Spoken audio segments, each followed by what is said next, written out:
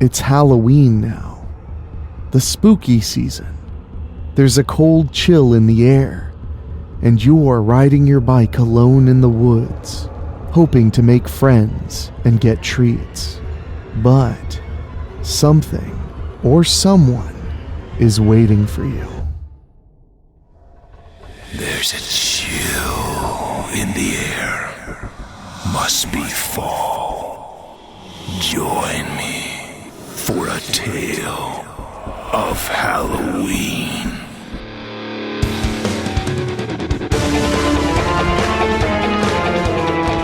You will experience tales of horror, ghosts, and death. It is not recommended for the weak at heart.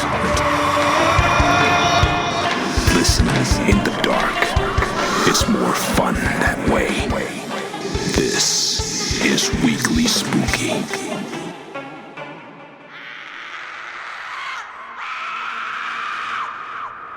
Hello, my spookies. It's Wednesday, and you know what that means. It's time for a little spooky in your weekly. I'm your host and narrator, Henrik Kuto, and my goodness, it is our time of year. Oh my yes, spooky season is upon us, and I'm here to simply add a little flavor to your terror. And we have a great piece of fear tonight. Oh my, it's positively folklorish. But before we get to the story, I just want to say thank you for giving us a listen. Make sure you're subscribed because we have so many more fearful pieces to read to you this October and beyond. Every Monday and Wednesday, we have something to whet your spooky appetite. And if you really enjoy the show and want to help us out just a little bit, go to your favorite podcast app, whether it's Apple Podcasts, Spotify, or somewhere else, and leave us a star rating. It really helps people discover the show, and it won't cost you anything. But if you want to take one step beyond, you can go to weeklyspooky.com, and for as little as $1 a month, join our Patreon. The Patreon provides you an inside look into the show, bonus episodes, and a whole lot more. Just go to weeklyspooky.com and click on Patreon. We're at 88 backers. Can you help us make it to 100? Oh, and by the way, I have a pretty cool announcement coming after the story, so make sure you stick around. But for now, the wind really is getting chilly. So get comfortable for this story after a few messages from our sponsors.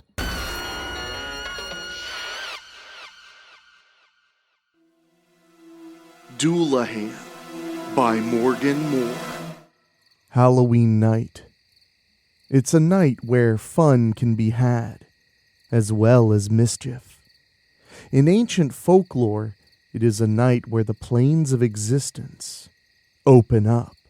A night of thrills where anyone can be anybody, or anything. At this moment, however, Isaiah Crane was late. The young man was expected at a costume party his classmates were holding. He was considered the guest of honor. Isaiah was the new kid in Yatesville, and he quickly learned through the other kids and even the adults that he bore an uncanny resemblance to a man of local legend, Girald Johnson. Johnson was infamous for having been convicted of witchcraft and executed by decapitation for the crime.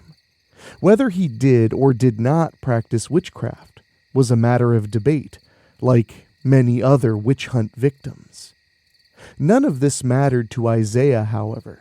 All that mattered to him was getting to the party. Being the new kid wasn't easy, and he hadn't yet made any real friends. His invite to the party came as a genuine surprise, as he didn't think anybody really knew him. What made the invitation even more surprising was that it came from a girl named Phoebe Hart. Phoebe was Isaiah's crush, and he couldn't help but take up the invitation, just to hang out with her.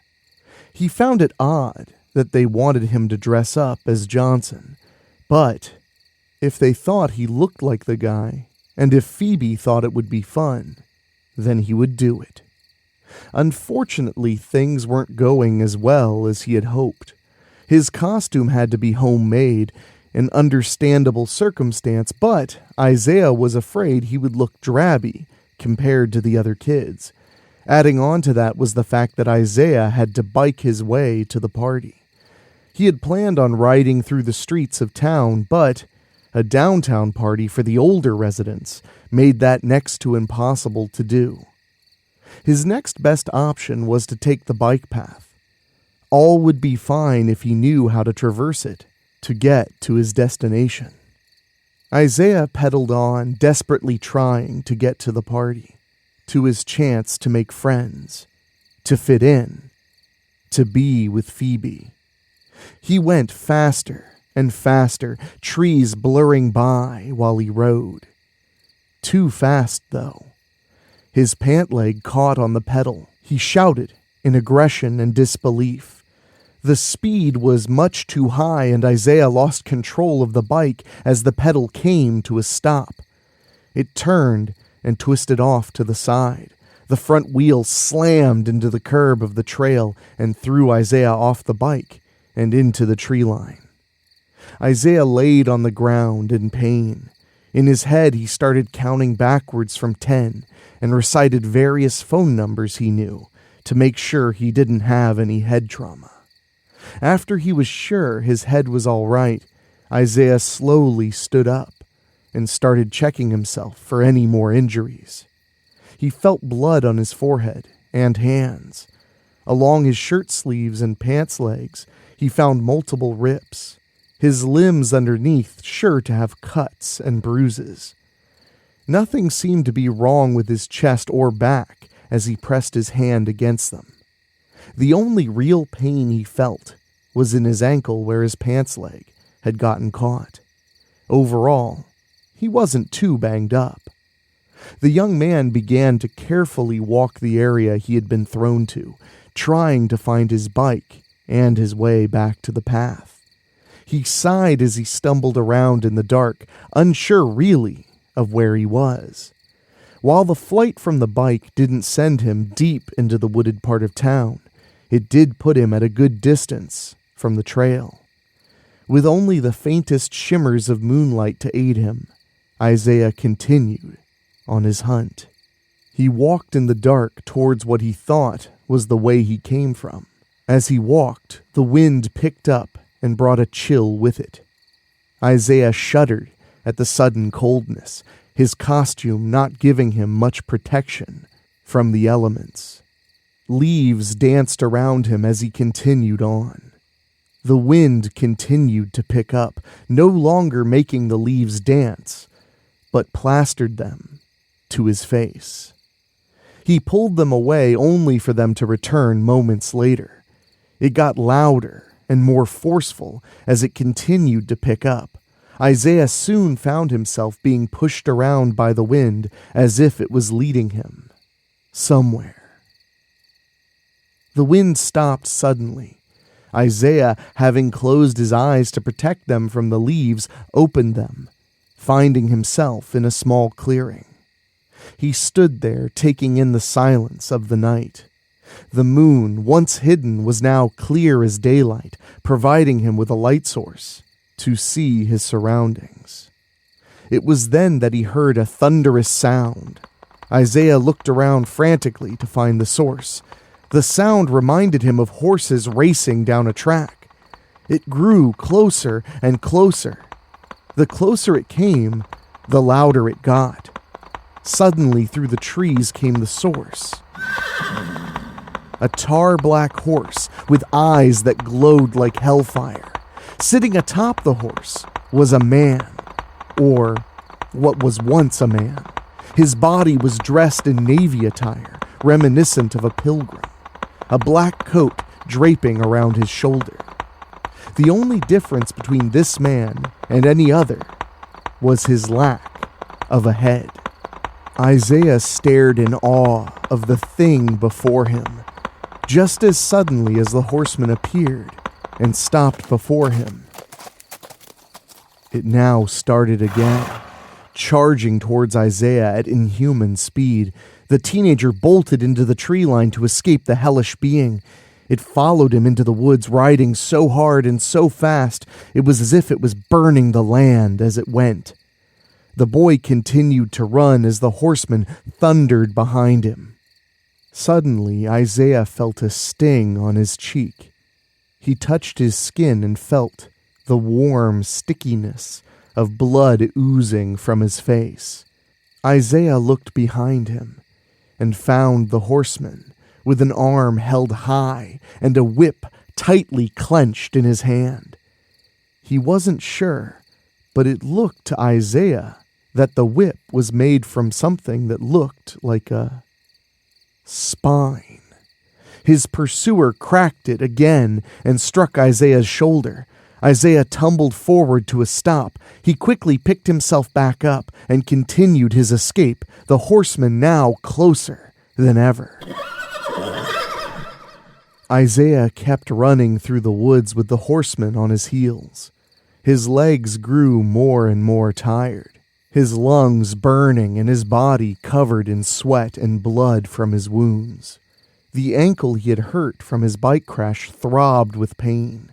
If this kept up, he was sure to be a goner. In the distance, Isaiah saw an opening in the woods. He smiled in hope that it would lead to his safety. The boy threw all of his energy into one final mad dash towards the opening. Isaiah burst through it to find a cabin. He approached the building and noticed a sign by the front steps, denoting it to be a museum devoted to the witch hunts and trials. Before he could process everything, he heard the shriek of the horse.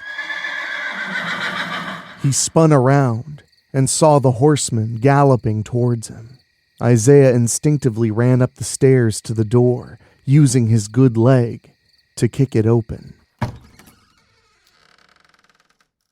Isaiah flicked the lights on and was greeted with an array of relics, pictures, and various odds and ends related to the witch hunts. The teenager walked around trying to find something to aid him. His pursuer did not give him much time. As Isaiah was looking at a display case of antiques, the horseman burst in, horse and all, tearing apart the entrance. Isaiah whipped around to see the horseman himself. Its horse cried out in anger, and the rider cracked its whip. The horseman strode slowly towards its prey. Isaiah walked backwards, trapped with no exit in sight. He found himself up against an odd-shaped item. The boy turned around and discovered a row of wax heads. A quick glance at the placards under them revealed that they were sculptures of those who were executed. One in particular caught Isaiah's attention. It was of Girald Johnson. Johnson had been beheaded for his execution. Could it be? A crack and a cry from the horse brought Isaiah back to the situation at hand. The horseman was getting closer and closer. Isaiah had an idea, a hope. He grabbed hold of Girald Johnson's head and pulled it off its stand. Isaiah turned around and found the horseman right in front of him. The horse breathed onto Isaiah, filling the boy's nose with the scent of decades-old decay. Isaiah said a small prayer before holding up the wax head of Johnson. The horseman slowly lowered his whip, placing it on his hip. With both hands, he took the sculpture from the boy and placed it on his shoulders. The head began to meld to the horseman's body, and a smile formed on the wax lips. The smile quickly faded, and the horseman started to claw at his throat. Isaiah watched, confused. It suddenly hit him that the head being wax meant it wouldn't have any openings for a person to breathe. The horseman pointed at Isaiah's head angrily. It must have really been Girald Johnson, and he wanted his head. Or the next best thing, Isaiah's. Isaiah ran from the wax heads with the horseman on his heels. His plan failed, and now his pursuer was angrier and more hell-bent to kill him. In his rush, Isaiah tripped over a display the horseman had knocked down and landed face first on the floor. He looked over towards a fallen table and noticed an old lantern. Isaiah crawled over to it and discovered a small book of matches sitting next to it, with the logo of the museum on the front. The boy took one look inside of the lantern, saw a heavily used candle, and instantly knew what to do. He grabbed the lantern and the matches and quickly scrambled to his feet. Isaiah ran out onto the porch and fumbled to get the matches out and lit. Once they were ignited, he threw them into the lantern. He watched the candle catch on fire, illuminating the dark. Isaiah looked to the door and saw the charging glow of the horse's eyes. He waited until he saw the horseman, saw the wax visage. Once he saw it clear as day, he threw the lantern at the wax head. "Please, God." The glass broke, and the candle fell on top of the horseman's head. Instantly, the head caught on fire. As quick as it had started, it just as quickly spread down the rest of the horseman and onto the horse. The creature thrashed around in agony, spreading the fire all about the cabin. Isaiah ran off of the porch and beelined to an opening he spotted behind the house. He ran with all of the energy he had left, not daring to look behind him. His only comfort was that he didn't hear the horseman coming.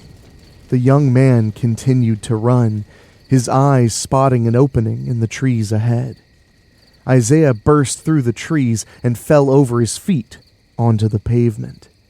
He stood up and turned around to face the trees from where he had come. His eyes widened. The fire had grown from the cabin to the woods around it. It was a horrific sight, but also one that gave Isaiah a great comfort. Comfort that he was safe. Isaiah walked for what seemed like an eternity. He had a limp from all the pain in his ankle, making his already slow trek that much longer. Listlessly, he walked through the streets and into a neighborhood. Trick-or-treating had long been over, but yards were still decorated with store-bought displays and toilet paper from kids who had been rowdy that night. "Isaiah!" A voice, feminine, called out to him. The boy stopped and turned to where the voice had come from. It was Phoebe. She ran up to him and gasped a little at the state he was in. "You're late. I was worried. It looks like I was right, too. What happened?" Phoebe asked. "Oh, yeah, I guess I am late. I crashed my bike and got lost in the woods. I got out, but, well, I'm new. I don't know where everything is yet. Guess I got lucky that I ended up here," Isaiah explained. "Yeah, you are," Phoebe smiled. She took his hand and the two kids started to head back to the house and to the party. "You should really learn the town and how to get around. You could lose your head getting lost." Isaiah smiled a little and laughed to himself. "Nearly did."